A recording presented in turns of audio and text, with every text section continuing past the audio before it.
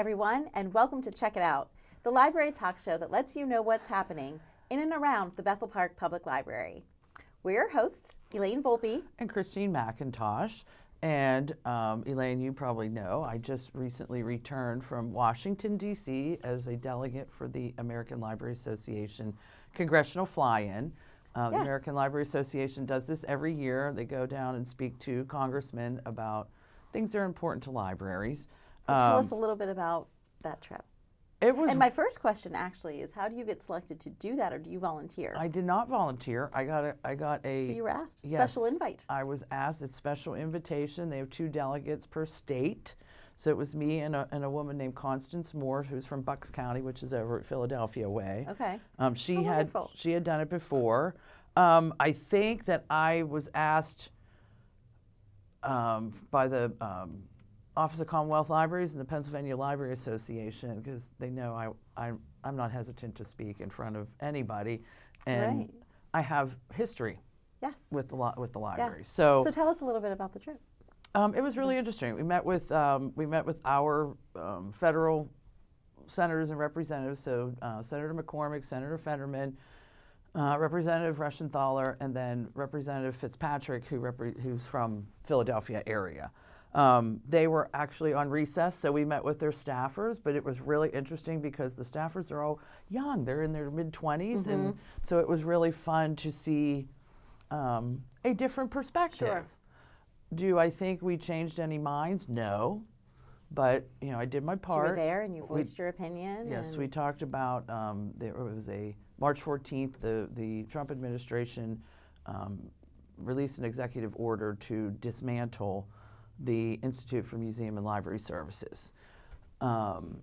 It's a very, very, it's $5.9 million that Pennsylvania gets from it, but it supports very important things, 2 very important things. The Power Library, which is the statewide databases that anyone with a library card can access for free, and also the Collaborative Summer Reading Program, in addition to positions at the Office of Commonwealth Libraries to help administer some of these things. So libraries and politics should not mix, but since we're publicly funded, sometimes it happens. So it was really interesting. I'm glad that I got to go and represent libraries. I'm glad you did too. It was really cool, and I got to go to the Library of Congress again, which is very cool. Yes. So I've learned there too that PBS is putting out a new documentary called "Free for All: The Public Library." So their little blurb is: American public libraries have been a haven for information, inspiration, and imagination for hundreds of years. This documentary tells the story of the pioneering women behind the free library movement and how this American sanctuary continues to serve the country despite government challenges, nationwide protests, and closures. So take a look at the quick trailer of this documentary. You work for a government-funded information organization. Yes, sir. What kind of information do you give out? Whatever they ask for. The community messed up. They missed their opportunity to save something incredibly important. Having that library to really pull us together into the community has been so helpful. We're a place where people come together, and we need more of that in this country, not less of it.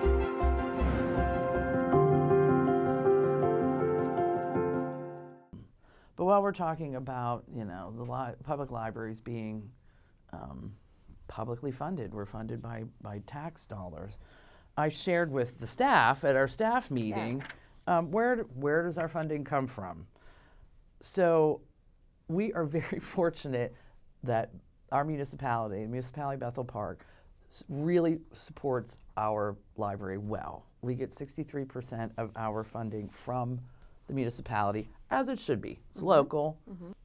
We do get state funds from state tax revenues, so 13% of our budget comes from state funding, so it's called a subsidy for public libraries, and it is funded through the Department of Education. Our regional asset district, the RAD, the 1% extra sales tax in Allegheny County, does provide funding for public libraries, and we get 16% of our funding from them.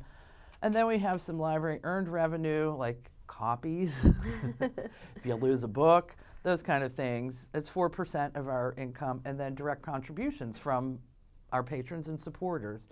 and our friends of the library as well, makes up the last 4%. So we are publicly funded, and we are grateful to be funded and grateful to be supported so well in our community. So I just wanted to, if people don't know. I think that's very helpful, very informative, yes. And then we also did our year in review, which I love. It's a great infographic that Rachel put together for us. Just a few things to highlight. This is on our website as well. But we had 99,000 visitors to the library in 2024, which is down a little bit. And I was a little concerned. Still a lot, though. It's still a lot. It is a lot. But you're right. That, like, I wonder what causes that. Okay, I figured it out.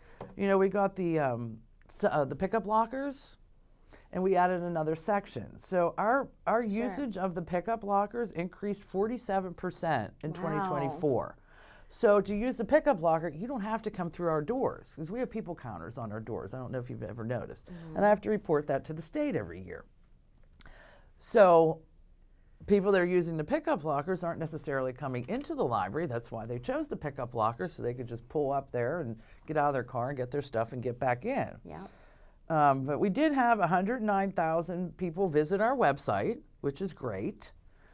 We have every 1 in 3 Bethel Park residents has an active library card, and we got 558 new patrons last year. The library hosted 1,740 programs, and I'll be happy to tell you that 1,100 of those were for youth. Wow. So that was all your department, 1,100 programs. Well, that's a lot. It's a lot of programs. But And we almost love doing all of them. Each and every one. 29,000 people attending. So, Wow. answered just over 19,000 reference questions. So a reference question is not, where's the bathroom, where's the copier, what time do you close? These are like reference questions. Now, is that in-person reference? How do they tally that? We tally. We do, there's a sampling period 4 times a year, so once a quarter, we do a simple tally. So it could be email, phone call, That's what I was or wondering. in person. Can it be? Okay. It's anything. That's interesting. So reference, my favorite, all-time favorite, and I'll never forget this because I was a young woman whenever I got this, before internet. Bling, bling, hello. How many divots on a golf ball? Really? Do I remember how many? No, but that was, Oh my goodness. so that's an example of a reference question. We added almost 5,000 new books, media, and more. So we checked out 334,000 items to people, both Wow. physical and ebooks and e-audios. So if our Bethel Park residents would have purchased those 334,000 items, it would have cost them $7.3 million. So the library has a very good return on investment, Yes. Yes. and we're very happy that to provide this service and to be here. I mean, I do love my job. So important. As do I. Yes. So, again, that's on our website if you wanted to look at it more in depth. And we have a few really interesting programs that I'm going to highlight for adults this month. We have our Civil War Footlocker program on Wednesday, April 16th at 6:30. This is presented by Soldiers and Sailors Memorial Hall and Museum. These are really interesting. So the program aims to educate about the lives of soldiers during the American Civil War, focusing on the equipment they carried, their experiences, and the context of the conflict.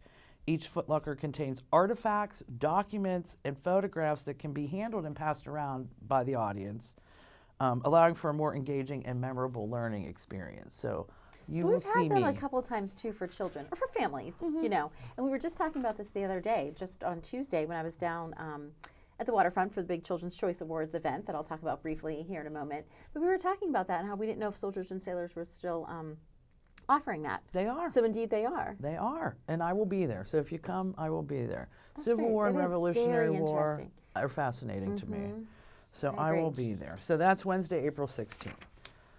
We have Houseplants One-on-One, Growing Your Indoor Jungle on Thursday, April 17th at 6:30 p.m. This is presented by Lindsay Thompson of Ruby Flora Plant Shop, which is right up the road from us. I need to attend this one because people have been so kind and gracious now that we got a new Oh, home. so you They've got been your bringing me plants. lots of plants, and I want to be able to very much keep them alive. I'm not always the best at doing that. I'm not either. So someone brought me a clover plant Oh. that is so far is doing well. But, Okay. you know, and then just the other day, Robert and Helena brought me over a money tree, which Oh, is supposed to be like nice. good luck, and it's also Yes. supposed to be a very easy plant to take care of. So I'm hoping, but I feel like this Well, I have a this program would I have a be peace lily in my office because just the way. Anyhow, it fits in a real nice space. Yeah. It was so lush and beautiful, and they're pretty easy. They wilt. They're pretty diva-ish. They'll let you know when they need water. Yeah. But mine is not doing well. Like Herbie makes fun of it because it's really. do peace lilies then not need any sunlight because your office doesn't have My any office does not, but sunlight. I have. What if I go away? I do have our full spectrum lamps. You and I both. I don't know if you have yours anymore. that's right. I will leave that I on, used to. but they do well under fluorescent light. Okay. So yeah, it's something I'm doing because it goes in cycles too. Mm-hmm. Anyway. Yeah. Okay, so Oh, should be a great session. how many of us have brought a plant home and then said, like, what do I do with this? Well, you're in luck. You'll learn how to care for plants, learn the sign of a plant's needs and wants, plus some really cool houseplant tricks to have in your back pocket. Learn how to grow your own jungle at home and stop being afraid of houseplants. And then we have Lights, Camera, Action on Tuesday, April 29th at 6:30 p.m. Dawn Keyser, the executive director of the Pittsburgh Film Office, will be here to share insight into the film industry's history and its impact in southwestern Pennsylvania. I have some friends that do extra work, when they I call know for a few people too. extras. It's pretty cool. True Crime Club, their first meeting was full. Oh, that's great. did really I remember great. us talking about it on the last show. Yeah. So they will be meeting on Thursday, May 1st at 6:30 p.m. So whether you're a seasoned detective or new to true crime, this is the club for you. Join fellow enthusiasts to discuss gripping books, documentaries, podcasts, and case studies on unsolved mysteries, notorious cases, and criminal psychology. So that's a really cool one. We host many other book groups during the month. But if you're looking for something good to read, maybe you'd be interested in one of these titles, so check it out. Here are some newly released titles that caught our attention. The Library of Lost Dollhouses by Elise Hooper. This book follows librarian Tildy Barrows as she stumbles upon two long-hidden dollhouses. As she deciphers the mysteries they hold, her journey takes her from Belle Epoque Paris to post-war England to 1950s Hollywood, uncovering the lives of overlooked women and unexpected connections to her own past. Happy Land by Dolan Perkins Valdez. Inspired by true events, this multi-generational novel follows Nikki as she uncovers her family's ties to the Kingdom of the Happy Land, a vanished community of freed people in the hills of North Carolina. Drawn by her estranged grandmother's urgent request, Nikki unearths secrets of her great-great-great-grandmother Luella, who became the kingdom's queen, and discovers a legacy worth protecting against the forces that threaten to erase it. The Filling Station by Vanessa Miller. Sisters Margaret and Evelyn Justice grow up in Tulsa's thriving Greenwood district known as Black Wall Street, until the 1921 Tulsa race massacre shatters their world. Left with nothing, they flee along Route 66 and find refuge at the Threat Filling Station, a rare safe haven in Jim Crow America. As they struggle with grief and pain, they realize they must return to help rebuild their community. The Filling Station is a powerful story of resilience, hope, and the fight to honor a lost legacy. And The Boxcar Librarian by Brianna Labuskis. In order to save her reputation in a backlash of a political scandal, editor Millie Lang is reassigned to work in Montana to produce travel guides. Millie is soon wrapped up in a local mystery involving the Boxcar Library, an organization created to circulate books amongst the widespread mining towns. A miner's daughter, Colette Durand, has disappeared, and suspicious evidence points to the apparent involvement of librarian Alice Munro. This novel, based on a true story, is the latest from the author of The Librarian of Burned Books. So come on in and check out one today. So that's what's going on for adults this month. What do you got? So we have just 2 more weeks of our regular story times, right? But in May, we will be offering Baby Jam, and that'll be Thursdays at 10 or 11. We are also still running our Thursday afternoon play dates. So we are doing this every other week. We have one scheduled for April 17th, and then we will have 2 in May on the 1st and 15th, and those are at 2 p.m. And it's just, some silly songs and fun books to read, and then afterwards you stay to play with others. It's like a free play. And the parents love to mingle, and it's just a nice time to gather socially. It's nice that we're offering something in the afternoon. We've had this request from our patrons, so we are happy to accommodate that. And we always keep in mind, too, having enough in the evening as well as on the weekends, because we do understand that so many parents work and just aren't able to get here during the week. So we do really strive to offer things in the afternoon and in the evening and on the weekends as well.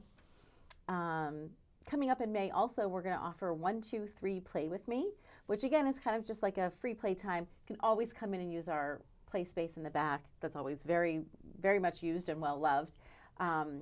But we will pull out different toys and materials during these Fridays in May for you and your toddler or your preschool to come play together, learn, discover together, and then there will also be a resource professional from the community as a guest each week.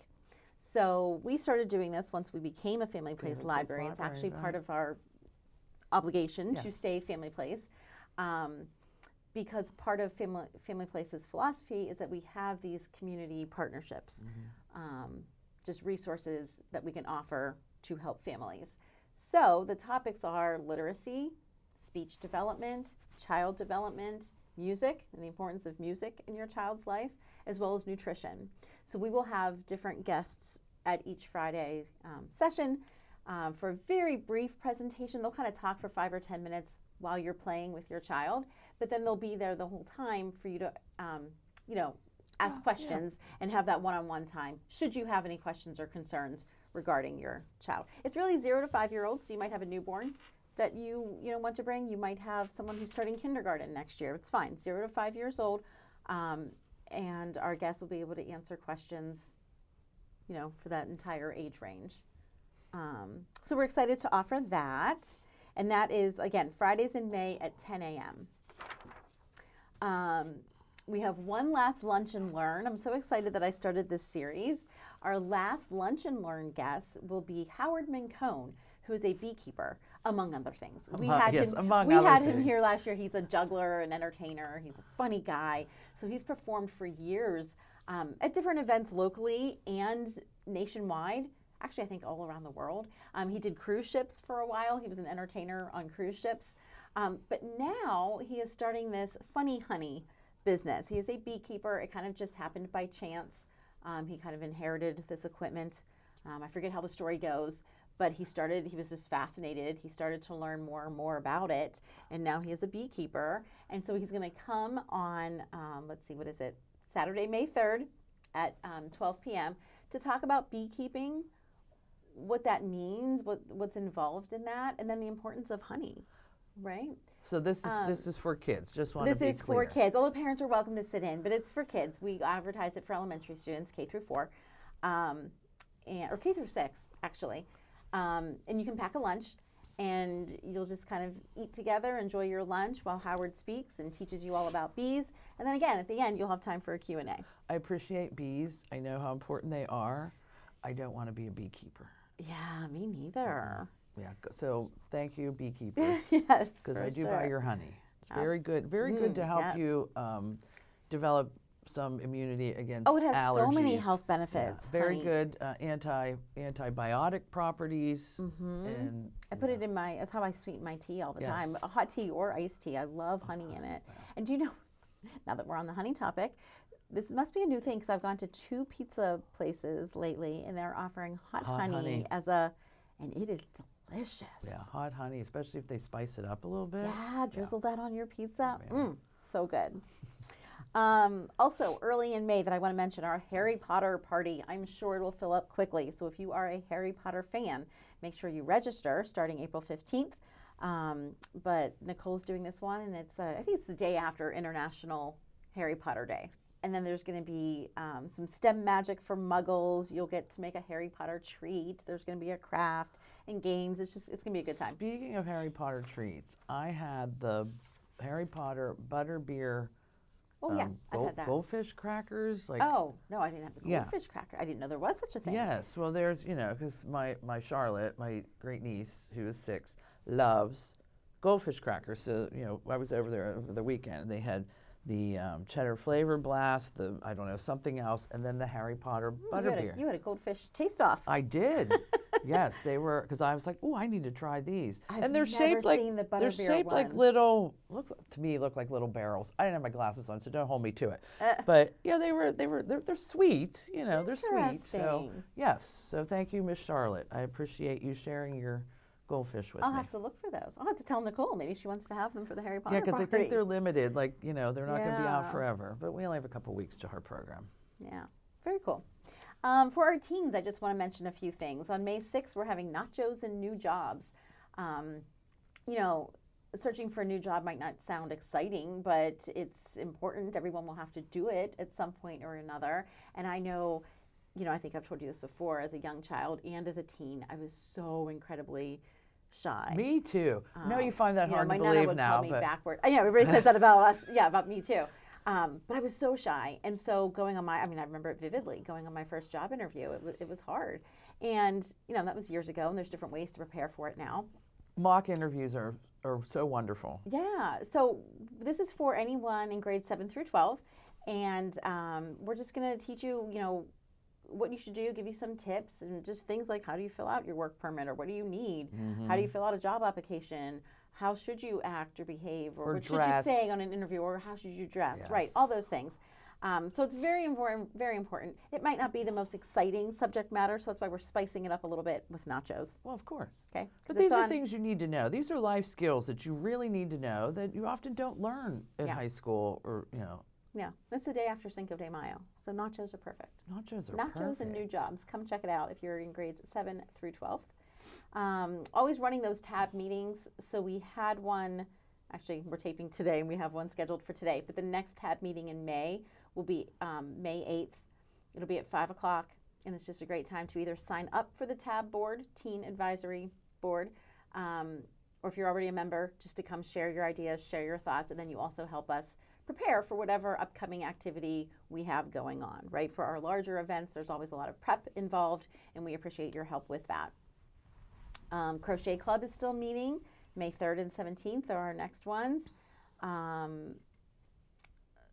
The flyer is still out there. There's a couple other things. Marvel Superheroes is still going on. We're giving that a try. We're trying to grow the group. Is that Marvel Dungeons and Dragons So type?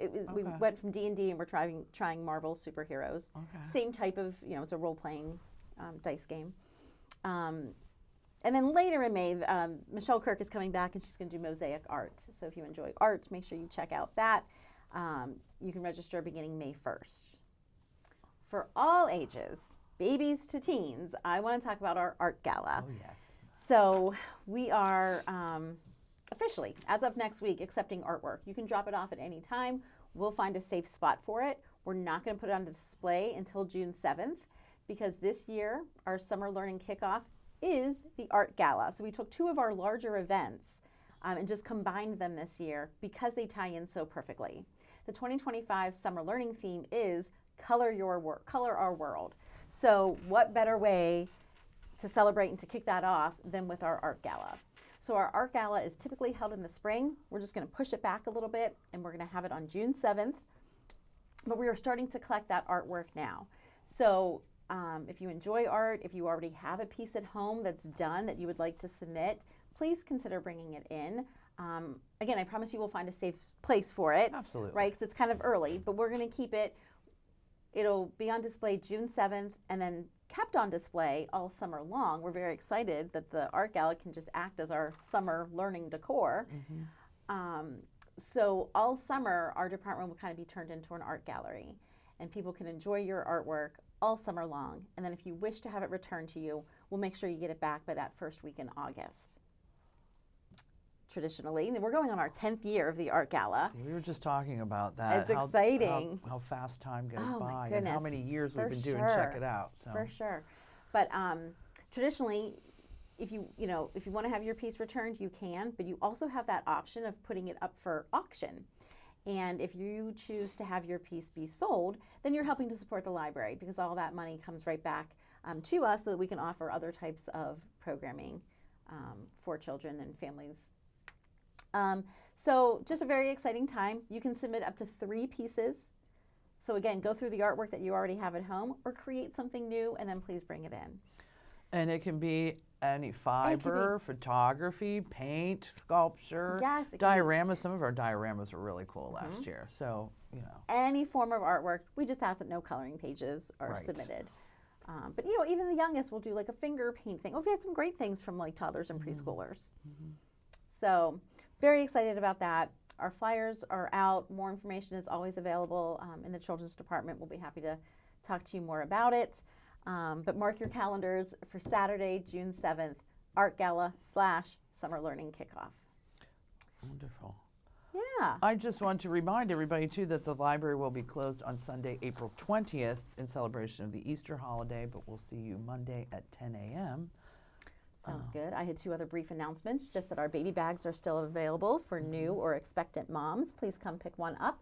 5 things are inside. Those 5 things are representative of the key practices that help support, develop, enhance early literacy, and that is singing, talking, reading, writing, and playing. You should be doing those 5 things every day with your little one. So there's 5 things in the bag that represent that, and then you get this nice handy-dandy tote Really bag great Bethel Park Public Library tote bag. to tote that your are books back and forth. Very, So- very durable. Those are great canvas bags. Yes. They're heavy. They're really nice. So if you are a new parent, or you're an expectant parent, or if you know someone who is, please share the news, spread the word, and have them come in and pick up a baby bag. If you don't have a baby and you want that tote bag, Oh, they are for sale at good at point. the front desk for $10. So. Yes. And the other quick announcement I wanted to make, I mentioned it earlier on the show. I was down the waterfront for the big Children's Choice Awards event, which is a county-wide initiative. So there were schools from all over the county in attendance, and those were they had the 8 titles to read, and this is where we announced the winner. And the winner this year was my favorite, so I'm glad that it won, Max and the House of Spies by Adam Gidwitz. So if you have not yet checked this book out, please do yourself a favor and do so soon. You know I love historical fiction. I do too. It's my favorite So it's a genre. historical fiction novel, but it's just so interesting as well as entertaining. And there is a sequel. So if you enjoyed it, his new one I believe is out, or it's coming out very soon. I gotta read it. Yeah, Max and the House of Spies. So congratulations to Adam Gidwitz, and congratulations to all who participated. I don't know yet how many students from Bethel Park actually read the titles this year and voted, but I know there were at least a few. So congrats to you too. You know, that's a big feat sometimes to read all 8 titles, or even to read half of the titles. Even if you're an avid reader and you love reading, it's still difficult. So I commend those students who participate every year. And that was it. So just happy spring and happy Easter. I thought I'd wear my bunny shirt because I can't believe Easter is going to be here before we know it. Yes, I'm trying to be springy. Yes, colors, with your paint. colors, Yes, I love it. So happy spring, and we look forward to seeing you on next month's show. As always, if there's anything that you have questions or concerns about, you know what to do. Go ahead and give us a call, Visit our website. or better yet, stop in and see us in person. See you soon, everyone.